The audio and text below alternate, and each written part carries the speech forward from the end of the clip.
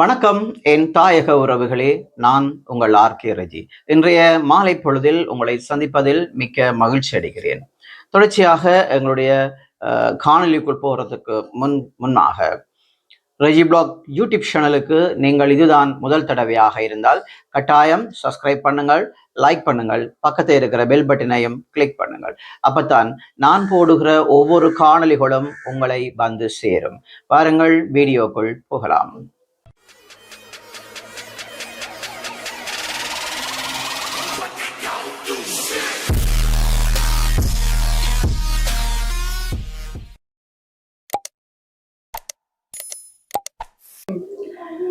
வணக்கம். நாங்கள் இன்றைக்கு பார்க்க போறோம் எதுன்னு சொல்லி சொன்னால் உங்களுக்கு தெரியும். நேற்றைய நாளிலே பாராளுமன்றத்திலே கௌரவ பாராளுமன்ற உறுப்பினர் அர்ஜுனா ராமநாதன் அவர்களை ஆளும் தரப்பினர் எவ்வளவு கேவலமாக கதைக்க முடியுமோ அவ்வளவு கேவலமாக எல்லாம் ஒரு பாராளுமன்ற உறுப்பினர் என்று கூடி பாராமல் அந்த இடத்திலே அவரை விமர்சித்துக் கொண்டிருந்தார்கள். அங்கே கௌரவ பாராளுமன்ற உறுப்பினரை நீ என்று கூடி அந்த இடத்திலே எங்களுடைய மதிப்புக்குரிய கௌரவ அமைச்சர் கடல் தொழில் அமைச்சர் அவர்கள் கூறியிருந்தார். நீ பிசரன் பேயன் என்றெல்லாம் இருந்தார். உண்மையிலே நாங்கள் யாருக்காகவும் துதிபாடுபவர்கள் அல்ல. இதுவரைக்கும் நாங்கள் எங்களுடைய இந்த தளத்திலே நாங்கள் யாருக்காகவும் அல்லது ஒருதலை பட்சமாகவோ நடந்ததும் இல்லை. அந்த வகையிலே அதாவது எல்லாருமே யாழ்ப்பாணத்தில் இருந்து போனவர்கள் தான். அவரும் யாழ்ப்பாணத்தை வடகிழக்கு கடல் தொழில் அமைச்சராக அங்கம் வகிக்கிறவர் என்ற ரீதியிலே ஒரு மனதாபிமானத்துடனும் சப நாகரிகத்துடனும் ஒரு அடக்கமாக அவர் அந்த இடத்திலே பேச்சுக்களை நடத்தி இருந்தால் எங்களுடைய மக்களுடைய பார்வைக்கு அது நாகரிகமாக தெரிந்திருக்கும். அந்த வகையிலே நாங்களும் நிறைய தடவை பார்த்து கொண்டுதான் இருக்கிறோம், மக்களும் பார்த்து கொண்டிருக்கிறார்கள். யாழ்ப்பாணத்தில் இருந்து சென்ற சில கௌரவ பாராளுமன்ற உறுப்பினர்கள் ஒருதலை பட்சமாக கௌரவ பாராளுமன்ற உறுப்பினர் டாக்டர் அர்ச்சுனாவை ஒரு பழி வாங்கும் நோக்கத்தோடு பேசுவதை நாங்கள் பார்க்கிறோம். அந்த வகையிலே தமிழ் மக்களிடமும் இந்த தீர்ப்பை இந்த இடத்திலே விட்டு செல்லுகின்றோம். தற்போது புதியதொரு ஒரு தொற்று நோய் ஒன்று துவங்கி இருக்கிறது. அது என்ன தொற்று நோயாக இருந்தால் உங்களுக்கு தெரியும், உள்ளூராட்சி தேர்தல் முடிந்த பின்னர் எந்த கட்சி எந்த சபை யார் ஆட்சி அமைக்கிறது என்றது, அந்த யார் ஆட்சி அமைக்கிறது என்ற ஒரு பிரச்சனை ஒன்று வந்ததுக்கு பிறகு அவர்கள் யார் என்ன செய்தார்கள், இவர் எந்த கட்சி அவர் அந்த கட்சி என்றெல்லாம் பேதம் இல்லாமல் நான் தான் ஆட்சி அமைக்க வேண்டும் என்ற ஒரே நோக்கத்தோடு அவர்கள் கூட்டணி சேருகிறார்கள். தமிழ் கட்சிகள் கூட்டணி சேர்வதில் எங்களுக்கு ஐயம் இல்லை. நாங்கள் எப்ப கூடி சொல்லிக் கொண்டுதான் இருக்கிறோம், தமிழ் கட்சிகள் எல்லாரும் கூட்டணி சேர வேண்டும் என்று சொல்லி.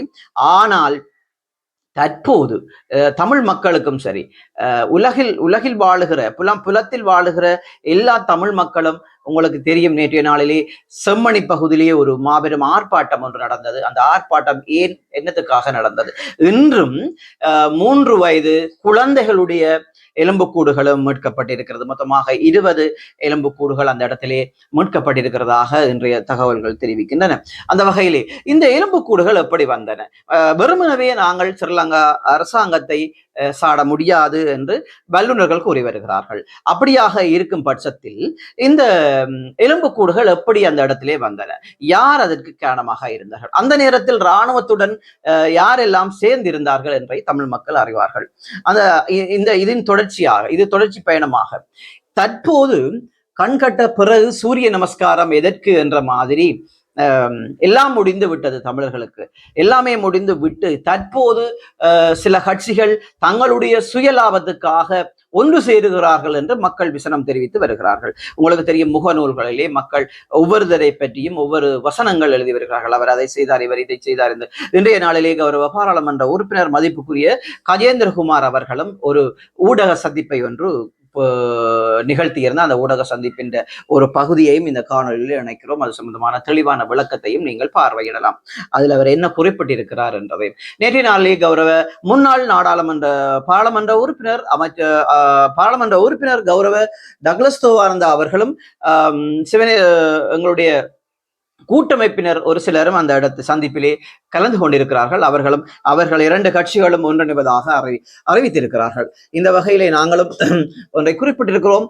இந்த நேரத்தில் மக்கள் யார் பக்கம் நிற்க போகிறார்கள்? இதுதான் ஒரு பெரிய ஒரு சவாலாக இருக்கிறது.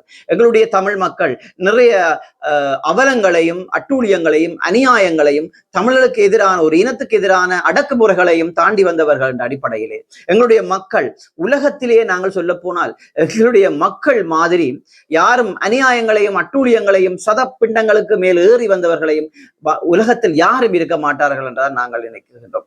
அந்த வகையிலே எங்களுடைய மக்கள்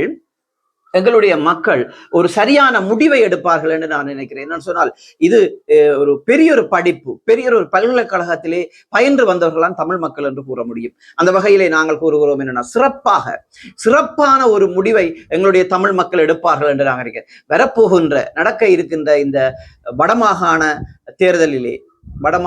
தேர்தலிலே எங்களுடைய தமிழ் மக்கள் இந்த மாபெரும் கட்சிகளுக்கு சரியான ஒரு பாடத்தை புகட்டுவார்கள் என்று நாங்கள் நினைக்கிறோம். அப்படித்தான் உலகத்தில் இருக்கிற ஒவ்வொரு புத்திஜீவிகளும் அரசியல் ஆய்வாளர்களும் கூறி வருகிறார்கள். இந்த நேரத்தில் யாருக்கு சாதகமாக அமைய போகிறது, யாரோடு மக்கள் நிற்க போகிறார்கள்? இன்றைய நாள் தமிழ் மக்களுக்காக ஒரு குரல் ஓங்கி ஒலிக்கிறது என்று சொல்லி சொன்னால் இன்றைக்கு அர்ஜுனா ராமநாதன் அவர்கள் தான் இன்றைக்கு பாராளுமன்றத்திலே ஓங்கி ஒலிக்கிற குரலாக இருக்கிறது.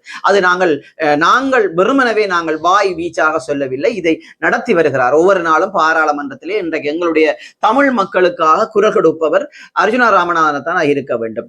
என்ன அவருக்கு எவ்வளவோ பிரச்சனைகள் வந்திருந்தாலும், உயிர் அச்சுறுத்தல் இருந்தாலும் சரி, எவ்வளவோ பிரச்சனை அவருக்கு, உங்களுக்கு தெரியும், அவருக்கு 8 அமர்வுகளுக்கு அவருடைய காணொலிகளை வெளியிட தடை இந்த அரசாங்கம் தடை பண்ணி இருந்தது. அந்த தடை தற்போது எடுக்கப்பட்டு இருக்கிறது. அப்படியான நிறைய தடைகள் அவர் ஒளிம்பி கதைக்கும் போது மின்சாரம் கூடி தடைப்பட்டிருக்கிறதாக அவர் ஒரு ஊடக சந்திப்பிலே கூறியிருந்தார். இப்படியான நிறைய அடக்குமுறைகளை இந்த அரசாங்கம் கட்டவிழ்த்து விட்டிருந்தது.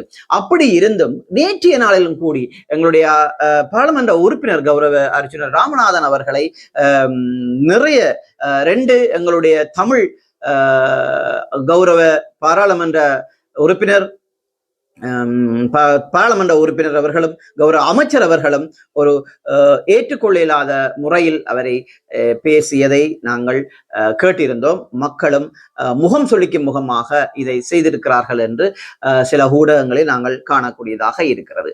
இது யாவும் நாங்கள் கூறுவது யாவும் மக்களுடைய கருத்துக்களாகவே இருக்கிறது, எங்களுடைய சொந்த கருத்துக்கள் இல்லை என்பதை இந்த இடத்திலே நாங்கள் இந்த ஊடகம் ஒரு நடுநிலை ஊடகமாக இருக்க வேண்டும் என்பதில் நாங்கள் மிகவும் அவதானமாக இருந்து வருகிறோம். அந்த வகையிலே சமீப நாட்களாக நடந்து வருகிற கொலைகள், படுகொலைகள், ஆக்சிடென்ட்கள் அப்படி நடந்து கொண்டிருக்கிறது. அது யாவும் உங்களுக்கு தெரிந்த விடயம்.